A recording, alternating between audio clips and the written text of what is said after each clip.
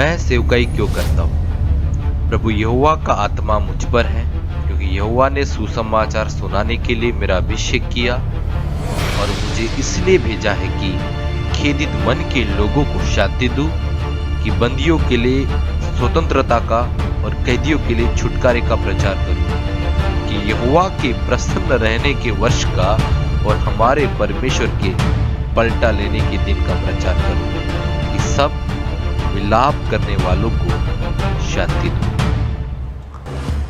स्वागत है आपका डेलिप चैनल में। और यदि आप मुझे पहली बार देख रहे हैं तो जानिए यह है डेलिप चैनल और मैं हूं पास्टर सुजीत कुमार उके। आज के संदेश में जाने से पहले मैं ये आपको कहना चाहूंगा कि इसके पहले के 2 सेशन हो चुके हैं। इन 2 सेशन पे आप जाए और सीखे। पहले संदेश में हमने सुना और सीखा था कि फिर से शुरुआत करें। जब कभी अपने जीवन में किसी एक जगह पर हम रुक जाते हैं और हमें समझ में नहीं आता कि हम क्या करें, तो फिर से शुरुआत करें। एक बेहतरीन संदेश, स्वीट और शॉर्ट, ताकि ये कई लोगों के मनों को खोल दे और एक फिर से ईश्वरीय प्रेरणा भर दे, ताकि वो फिर से अपनी एक नई शुरुआत कर सके। दूसरे संदेश में हमने सीखा था कि पश्चाताप क्यों करें।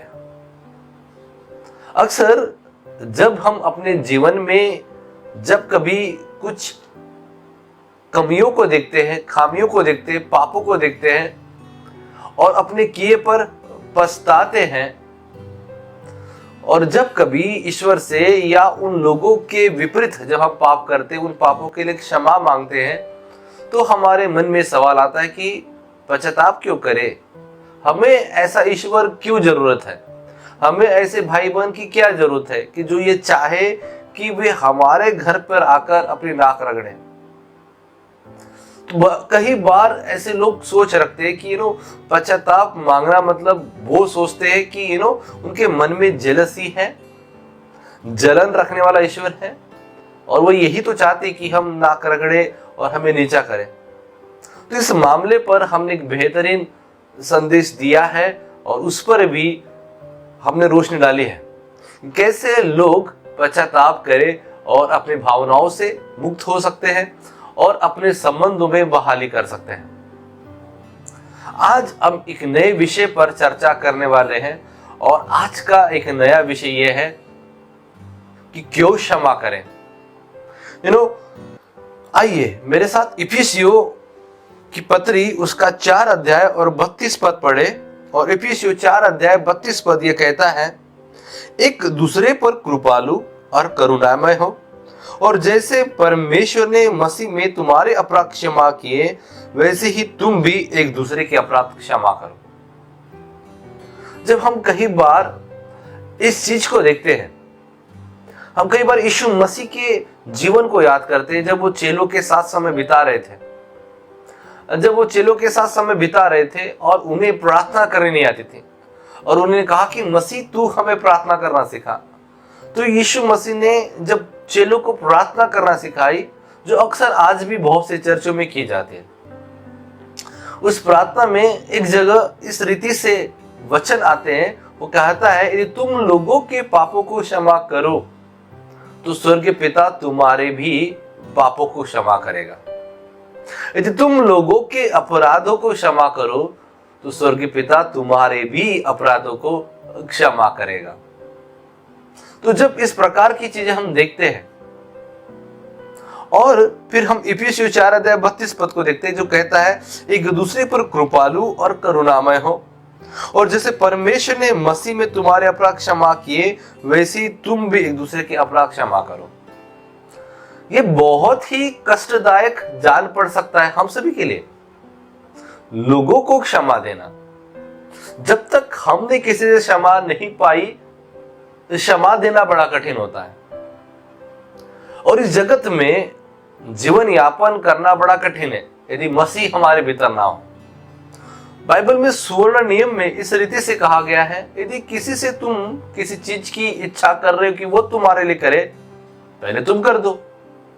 अक्सर बहुत बार हम बहुत इंतजार करते हैं, सोचते कि वे शुरुआत करेंगे, वो क्षमा मांगेंगे तो हम क्षमा दे देंगे। लेकिन अक्सर यही चीज हमारे विषय में भी होती है। जब कभी हम पाप करते हैं और हम सोचते कि सामने वाले व्यक्ति थोड़ी सी दिलेरी दिखा दे तो शायद हम अपने पापों की क्षमा मांग ले, पर ये बहुत देरी और बहुत ही लंबा समय ले सकता है। और हो सकता है कि आप बहुत अधिक लंबा समय ले रहे हैं तो आप अपने बहुत अधिक हितैषी को, प्रियजनों को अपने जीवन से खो सकते हैं। आप एक मिठास और प्यारे संबंधों को खो सकते हैं। तो जब हम इफिसियों 4:32 पद को देखते हैं तो ये कहता है एक दूसरे के प्रति कृपालु बनना। ये बहुत ही कठिन बात है जब हमने किसी से ठेस खाई हो। ये बहुत जटिल बात है यदि हमारे निकटवर्तियों ने, हमारे नजदीक के लोगों ने हमसे धोखाधड़ी की हो, तो बहुत ही कठिनाई हो सकती है उन्हें क्षमा देने की। और यकीनन बाइबल इस पर रोशनी डालती भी, और ये कहती है बाइबल कि जब तक हम किसी क्षमा ना प्राप्त करें ना, तो क्षमा कैसे दे सकते हैं। हम लोगों के लिए जीवन में एक आइडियल पर्सन हो, एक ऐसा एक स्वरूप हो, एक ऐसा इमेज इंस्पिरेशन पर्सन हो जिसके जीवन से हम प्रभावित हो सके। और इस पूरे धरती पर इस कष्टदायक जीवन में हम किसी एक ऐसे व्यक्ति को देखते ही नहीं है कि जो हमें क्षमा करे या क्षमा की बहाली करे। लेकिन मसीह है, यीशु मसीह एक ऐसा व्यक्तिमत्व है जो आपको क्षमा देता है, जो कृपालु होता है, जो विलंब से क्रोध करता है और बहाली देता है। जब लास्ट सेशन में आपने देखा कि जब कैसे उड़ाऊ पुत्र को बहाली दी स्वर्गीय पिता ने, इसी तरह से जब हम मसीह हमें जब बहाली देता है और जब हमें वो स्वीकार करता है तो हम अपने इर्द गिर्द दुनिया वैसी ही देखते हैं, जो बाहरी दुनिया थी, जो कष्ट रहती वैसी ही रहती है। लेकिन हम एक देखते हैं कि हमारी भीतरी दुनिया बदल गई है। शायद कोई मेरे लिए हो या ना हो, लेकिन मेरे लिए मसीह तो है, मसीह मेरे लिए काफी है। पौलुस कई बार वचन में आकर इस रीति से कहता है कि परमेश्वर का अनुग्रह मेरे लिए काफी है। हो सकता है आपने बहुतों के विषय में अपराध किया हो, आपको क्षमा मांगने के लिए संकोच हो रहा हो, और आप अभी तक क्षमा नहीं मांगे हो अपने अपराधों के विषय में, इसलिए भी क्योंकि सामने वाले पक्ष ने कभी दिलेरी नहीं दिखाई दी। शुरुआत किसी न किसी को तो करनी होगी। जब मैं परमेश्वर के संबंध के विषय में देखता हूं और मेरे संबंध के विषय में देखता हूं, या मैं परमेश्वर और परमेश्वर के लोगों के संबंध के विषय में देखता हूं, तो एक बात को स्पष्ट रीति से देखता हूं, वो ये है कि यीशु मसीह का जो क्रूस है वो मुझे प्रकट होता है। और यीशु मसीह क्रूस पर कहते हैं, ये नहीं जानते ये क्या कर रहे हैं, हे पिता तू इन्हें क्षमा कर। क्योंकि क्षमा देना, ये जो गुण है, ये मसीह से प्राप्त किया जा सकता है। ये लोग नहीं जानते ये क्या कर रहे हैं। क्या वाकई यीशु मसीह ये नहीं जानते थे कि लोग क्या कर रहे हैं? क्या वाकई वो लोग जो कर रहे थे उन्हें इस बात की खातिर भी नहीं थी वे क्या करने जा रहे हैं? ये बहुत ही बड़ी एक निंदनीय बात कर रहे थे। एक निरपराध व्यक्ति पर आरोप ठोके जा रहे थे और उसके जीवन को छलनी कर रहे थे, लेकिन फिर भी यीशु मसीह लोगों के लिए प्रार्थना कर रहा था इस रीति से, ये नहीं जानते क्या करे, हे पिता इन्हें पापों की क्षमा कर, हे पिता इनके पापों की तू इन्हें क्षमा कर। और एक समय था कि मेरे पास इस वचन के लिए जवाब नहीं था। मैं कह रहा था, मसीह लोग क्या कर रहे वाकई आपको नहीं पता है, लेकिन फिर भी आप कैसे क्या इन पापियों को, ऐसे लोगों को आप क्षमा दे सकते हैं? पर आज मेरे पास इसका जवाब है। ये जवाब इस रीति से, क्योंकि यीशु मसीह पिता को बहुत बेहतरीन से जानते थे। पिता को जिस रीति से वे जानते थे, पिता की जो छवि थी, यीशु मसीह जिसे निहारते थे, रात हो या सुबह हो या दिन हो, वो अकेले में जब पिता के साथ गुप्त में प्रार्थना करते थे, वो पिता की छवि यीशु मसीह के हृदय में बस चुकी थी। पिता का प्रेम जो है वो यीशु मसीह के द्वारा ही प्रकट होता है, क्रूस पर भी। और यीशु मसीह क्रूस पर कहता है, ये नहीं जानते ये क्या कर रहे, इन्हें क्षमा कर। हो सकता है पति पत्नी के संबंध में नोकझोंक हो सकता है माता पिता और बेटे बेटियों के संबंध में नोकझोंक हो सकता है आपके दोस्तों के साथ, आपके ऑफिस के कर्मचारियों के साथ, बिजनेस के पार्टनर लोगों के साथ नोकझोंक हो। और नोकझोंक होगी भी क्यों नहीं, क्योंकि हम ऐसे ग्रह पर रहते हैं जो करप्टेड है, जो ब्रोकन वर्ल्ड है। पर इस दुनिया में रहते हुए हम लोगों को क्षमा दे सकते हैं, हम लोगों को क्षमा की बहाली दे सकते हैं। कैसे? जिस रीति से हम यीशु मसीह को निहारेंगे, जितना हम यीशु मसीह को निहारेंगे उतना ही हम बदलते जाएंगे। जितना अंश अंश करके हम यीशु मसीह को देखेंगे उतना ही अंश अंश करके हम बदलते जाएंगे। बहुत से लोगों को क्षमा देने में या क्षमा करने में कठिनाई जा सकती है। उनका हृदय कठोरता से भरा हुआ हो सकता है शायद उनका हृदय बहुत अधिक घातक या घायल हुआ हो, कि जब हम मसीह को देखते हैं ना, जो तेज मूसा के ऊपर था, वो तेज जो है था ना, वो घटने वाला था। लेकिन जो कलीसिया के पास तेज है, ये घटने वाला नहीं है, ये बढ़ने वाला है। बेशक वही कलीसिया बढ़ सकती उस तेज में तो केवल यीशु मसीह को निहार रही है। जैसे गीत में, मसीह गीत में पूरी तरह से कहा गया कि जंगली दरख्तियों के दरमिया एक सेब के पेड़ के समान नजर मुझे आता है, तू ये मसीह। सारे संतों के बीच में तू, सारे संतों के बीच में परिपूर्ण व्यक्ति, एक सेब के पेड़ के समान आकर्षक, उन जंगली दरख्तियों के दरमियान हमें केवल यीशु मसीह नजर आता है। इस संसार के बीचों बीच मुझे यीशु नजर आता है। जब लोगों से मैं तिरस्कार को झेलता हूं, जब लोगों से मैं गुस्से को झेलता हूं, मेरे भीतर में वो प्रेम कहां से आता है? वो लोगों को दरकिनार करने वाला नहीं, परंतु लोगों को इग्नोर करने वाला हृदय कहां से आता है? बेशक यह आता है मसीह पर। मैं कई बार कहता हूं, दुनिया की बातों को छोड़कर हाथों में तलवार को लेकर मैं जीऊंगा यीशु के लिए। परमेश्वर के वचन को हमें लेना होगा। जितना अधिक यीशु मसीह पर हम ध्यान लगाएंगे ना, आप देखेंगे लोगों के तिरस्कार के शब्द, लोगों के गुस्सेल शब्द आप पर हावी नहीं करेंगे। जितना अधिक आप परमेश्वर के वचन को निहारेंगे, जितना अधिक आप मसीह को निहारेंगे, परमेश्वर का वचन आपके हृदय पर प्रभावी होगा। अब वो बेचैनी नहीं होगी, वो रातों की नींद जो खराब हो रही थी, अब वो नींद खराब नहीं होने वाली है। अब सब कुछ बदलने जा रहा है। इवन दो अभी आपके लिए समय कष्टदायक हो, आपको नींद नहीं आ रही हो, लेकिन मैं फिर भी कहने जा रहा हूं कि आपका जीवन बदलने जा रहा है। यदि आपने ये निर्णय लिया है कि मुझे मसीह को निहारना है, यदि आपने ये निर्णय लिया कि मुझे ना केवल पवित्र शास्त्र को निहारना है, मेरे लिए भी मेरे जीवन में ये बड़ा कठिनदायक था क्षमा करना, क्षमा देना। पर यह बहुत ही बेहतर रीति से मैं क्षमा करने वाला बना और क्षमा देने वाला बना। पर पूरी तरह से इसका मूल आधार केवल यीशु मसीह ही था और पवित्र शास्त्र का वचन। जब मैं इंजीनियरिंग कॉलेज पढ़ रहा था और अपने मित्रों के साथ रहता था, और जब वो मेरे मसीह के विरुद्ध कुछ बातें करते थे या कुछ एक पापों को करते थे, मैं उनके पापों पर क्रोधित होता था। और जब मैं उनके पापों पर क्रोधित होता था या मेरे मसीह के विरुद्ध कुछ बोल देते, मैं उन पर क्रोधित होता था। और फिर धीरे से मुझे मसीह के क्षमा के वचन याद आते थे, और मसीह कहता है कि क्षमा दो, एक दूसरे पर कृपालु रहो।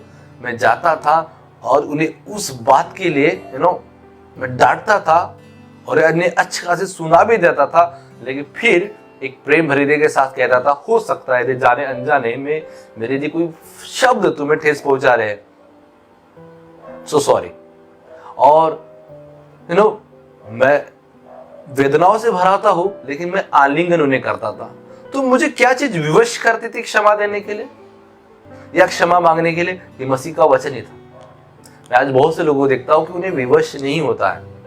क्यों? क्योंकि उनके जीवन मसीह नहीं है, उनके जीवन में परमेश्वर का वचन नहीं है। जितने लोग अधिक परमेश्वर का वचन पढ़ेंगे, यीशु मसीह पर अपनी आंखें उठाएंगे, वे उतना अधिक अपने हृदय को, अपने मन को तैयार कर पाएंगे क्षमा करने में और क्षमा देने में। हालेलुया।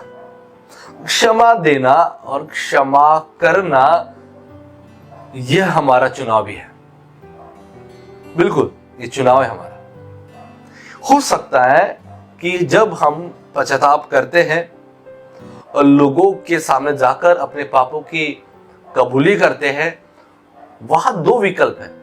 वो आपके पापों को क्षमा कर सकते हैं या नहीं भी कर सकते हैं, दोनों विकल्प है। लेकिन हो सकता है उन्होंने यदि आपके पापों की क्षमा कर दी तो आप एक अच्छे मीठे अभिषेक से भरे हुए संबंध को फिर से हासिल कर सकते हैं, जहां परमेश्वर वचन में आप भर सकते हैं और बह सकते हैं। लेकिन यदि उन्होंने आपको क्षमा नहीं भी दी तो फिर आपके पास एक बेहतरीन विकल्प यह है कि भले ही वो आपके पापों की आपको क्षमा दे या ना दे, लेकिन आप उन्हें क्षमा दें, आप उन्हें क्षमा करें। क्योंकि परमेश्वर का वचन हमें कहता है, एफिसियों 4:32 में, कि एक दूसरे पर कृपालु और करुणामय हो, जैसे परमेश्वर ने मसीह में तुम्हारे अपराध क्षमा किए।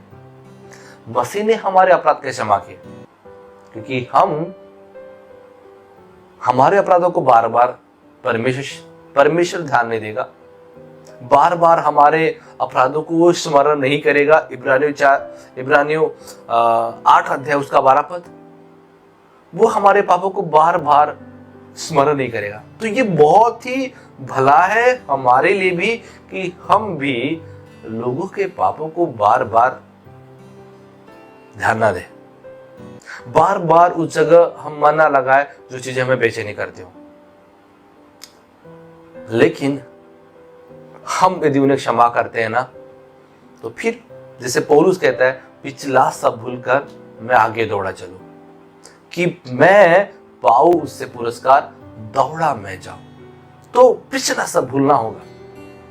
जो लोग पापों की क्षमा देते हैं या पापों की क्षमा करते भी है, ये वो लोग होते अपना पिछला सब भूलकर आगे दौड़ सकते हैं।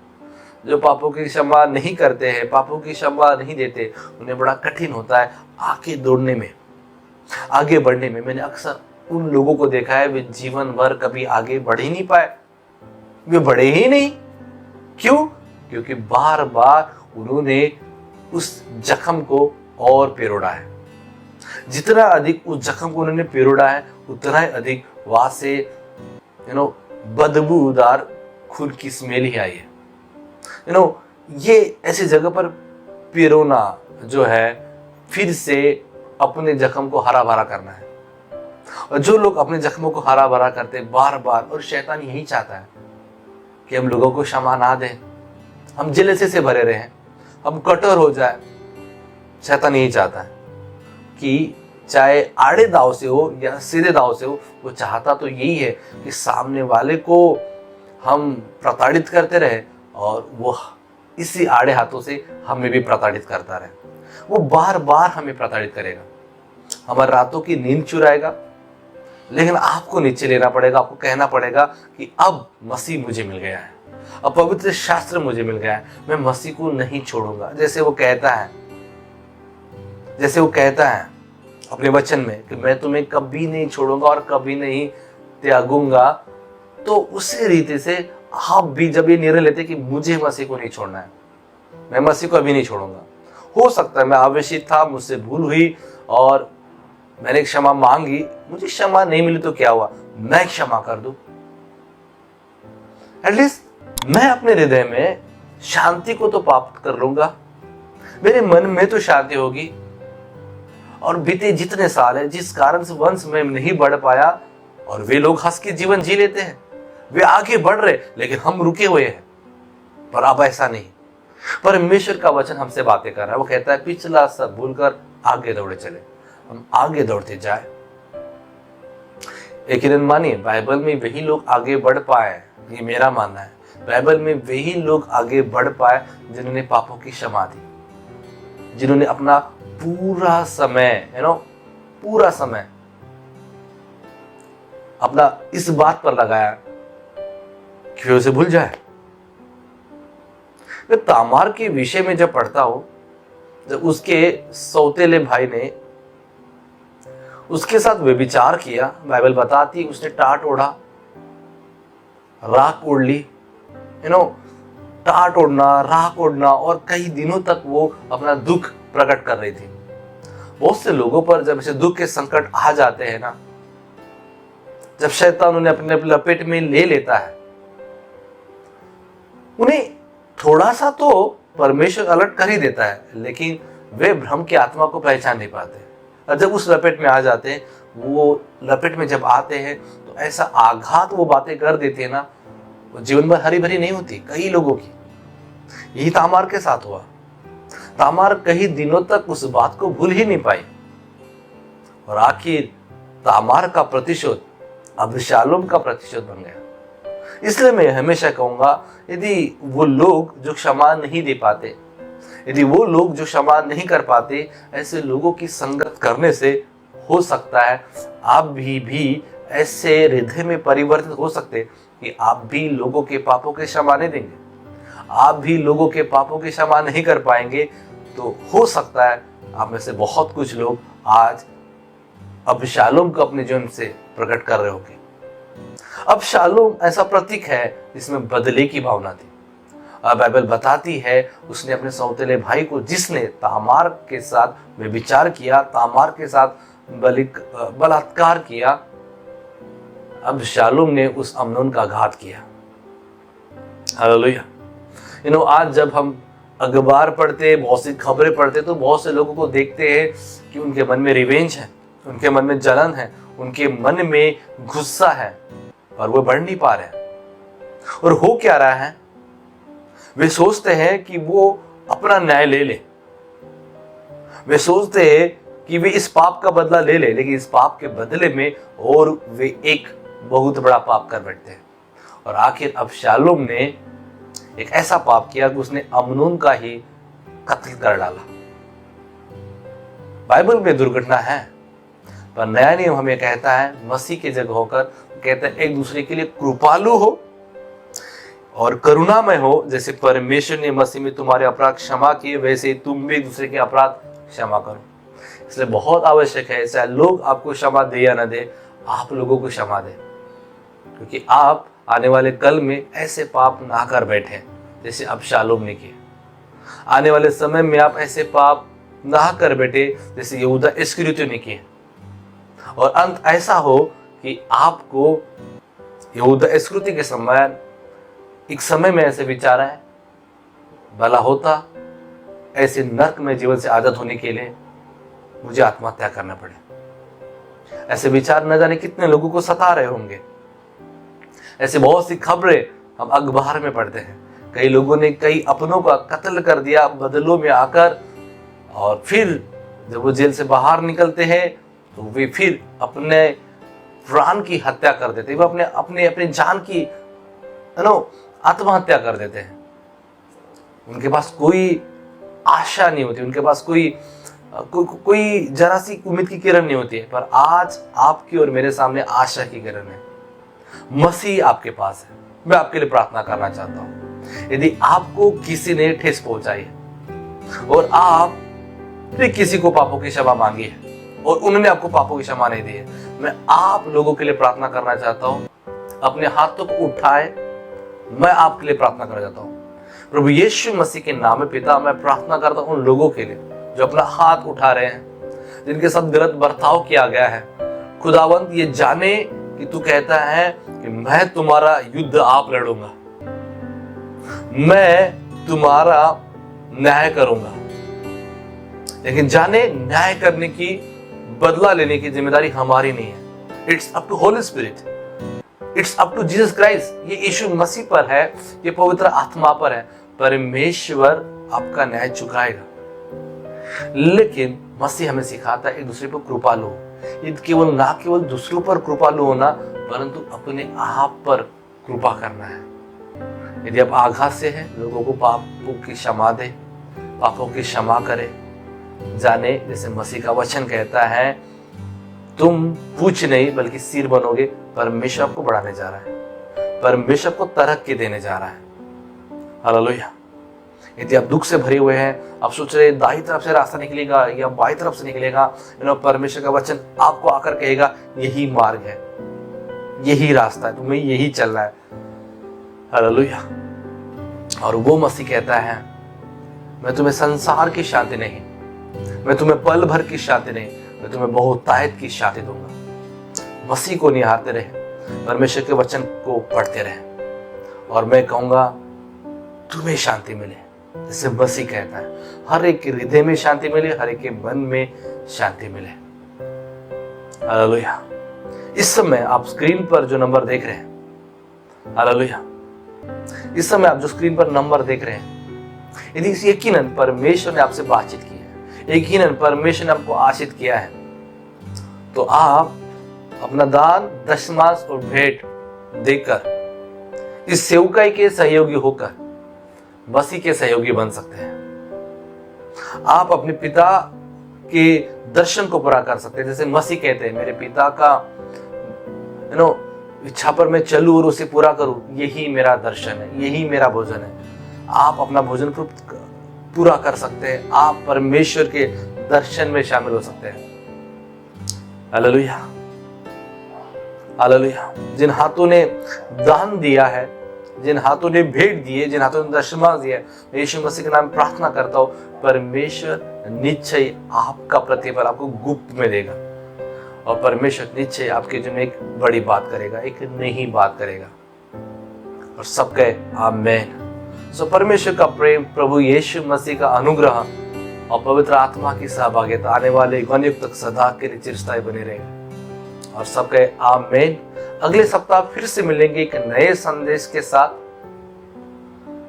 मेरे लिए प्रार्थना करते रहे, हमारे सेवकाई के लिए प्रार्थना करें। बहुत जल्द मिलेंगे एक नए प्रकाशन के साथ। तब तक के लिए जय मसीह।